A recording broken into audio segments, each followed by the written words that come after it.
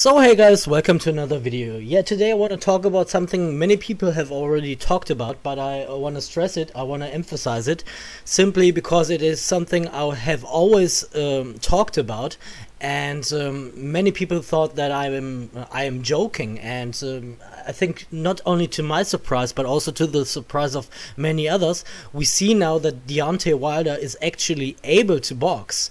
And I always said you do not win a bronze medal simply by having power, because most of the guys you're up against have a vast background in amateur boxing, so it's not like you'd simply walk them down, basically push them in a corner and punch them in the face, and that's it.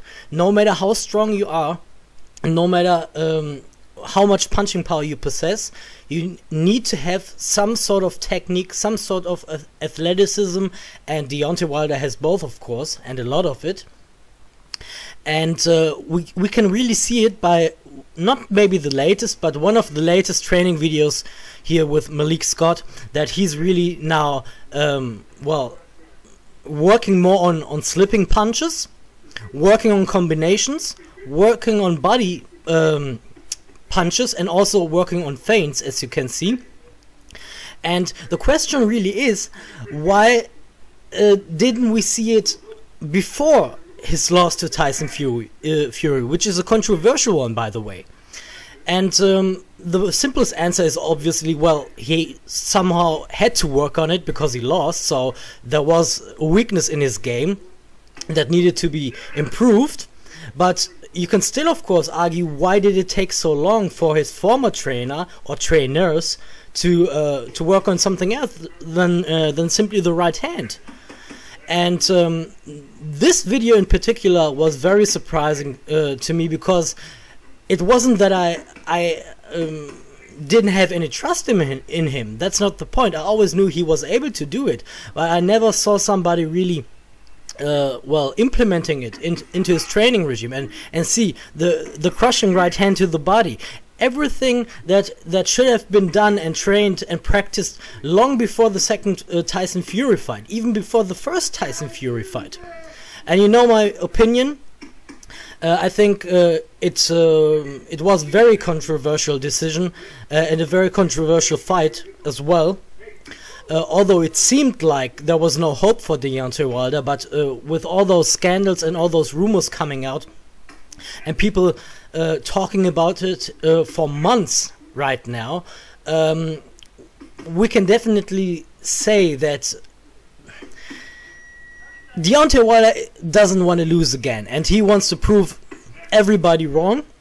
He wants to show everybody that he is really able to box, and that he is able to do combinations of punches. And we will see a very different, but at the same time, the same Deontay Wilder we know. I think I'm very optimistic. Let's put it that way. I'm very optimistic about this fight, because I think that Deontay Wilder will, on the one hand, of course, use his right hand and his extreme power and his athleticism, but he will also show us a lot of boxing techniques and combinations from him or a lot of people wouldn't expect him to do.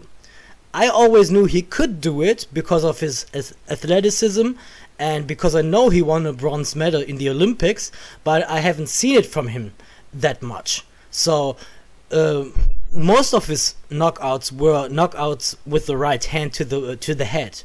There was one, of course, with Ortiz, where he knocked Ortiz out in the 10th round, I think, with a right uppercut. And there was basically a TKO, not a real KO, but where he TKO'd, where he stopped Chris Arreola simply by throwing his jab all the time, and making his nose bleed, and making him blind basically on one eye. So yeah, very interesting news. I know it's not the latest news, but I had to do it, and I hope you enjoyed the video.